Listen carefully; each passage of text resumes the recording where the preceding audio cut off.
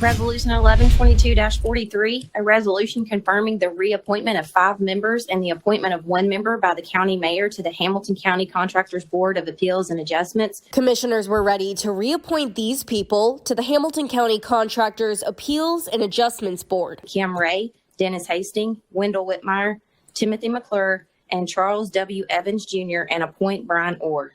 Until Commissioner Greg Martin asked for a pause. One of the individuals, his name is very familiar to me as someone from Middle Valley who is deceased. And I just wonder if it's the same or there's a different person. We certainly don't want to reappoint somebody who's not with us anymore. We did some digging and found the wife of Timothy McClure, who says McClure passed away 2 years ago. She confirmed no one reached out to her about her late husband's position on the board before trying to reappoint him. It's just common courtesy at the very least to let them know that they're going to be reappointed. And in that process, I would imagine that they would find out whether they are still on earth with us. We also found an obituary for another man originally up for reappointment to the board.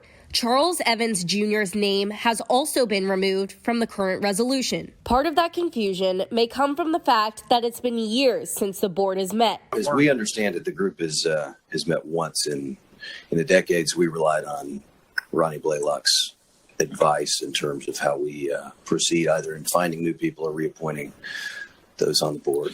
Blaylock is the director of the Building Inspection Department. We asked the mayor how this could have happened. In a statement, he called it a, quote, clerical error that's now being resolved with a new resolution set for Wednesday. We asked Chairman Chip Baker if he believes a board that only meets once every 10 years was necessary.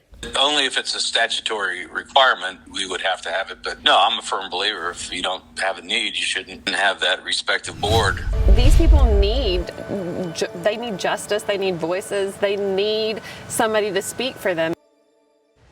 The Hamilton County District Attorney's Office no longer has an active cold case unit. Now, family members with victims of unsolved cases fear they will lose any momentum to find justice. Hamilton County DA Cody Wamp tells us while there is no longer a cold case unit, unsolved crimes are still being prosecuted. News Channel 9 Sam Pena spoke with a family who says these victims don't have voices anymore. Sam. Josh, Kim, several Hamilton County families took to social media asking DA Wamp to reopen the now dissolved cold case unit. And with hundreds of cases still unsolved, including Father Marty Davis's, they say their fight for justice is far from over.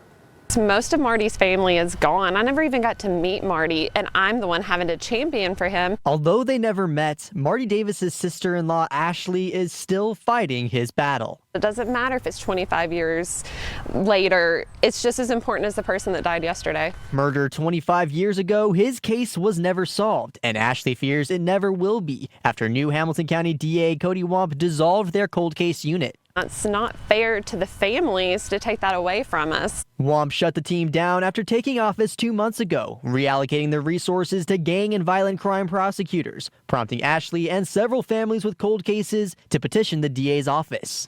There were only 2 investigators working in the cold case unit. But Wamp says the fears are misplaced, and investigations will continue for the county's 200 open cold cases, now handled by multiple departments, prosecutors, and investigators. We have 1,000 sworn law enforcement officers in this county that are more than capable of handling cold case investigations. But despite Wamp's assurances, Ashley remains skeptical. We don't need just whatever detective is free at the time to shove a couple cold cases to him. Fearing that she'll continue the battle alone. We need people that are dedicated to this.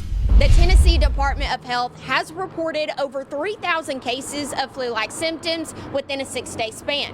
With this sudden uptick of the number of flu cases in the state of Tennessee, this means some areas are having a shortage on treatment options. It's easy to tell here because as flu goes up, the number of scripts for antivirals for Tamiflu and Xofluza just go straight up. Phil Smith at Access Pharmacy says with these high flu case numbers across the state, there was a supply issue with Tamiflu, for sure.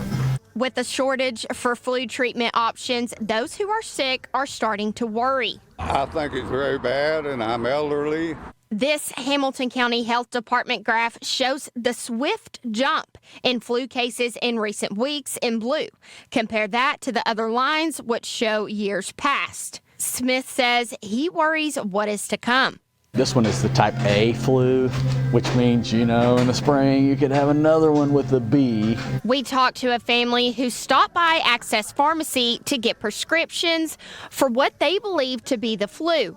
Cohen Culpepper says he has been sick for 3 days now, and finding medicine has been a challenge. And who all in your family is sick too? I know your brother, he has a respiratory. My mom and my other brother.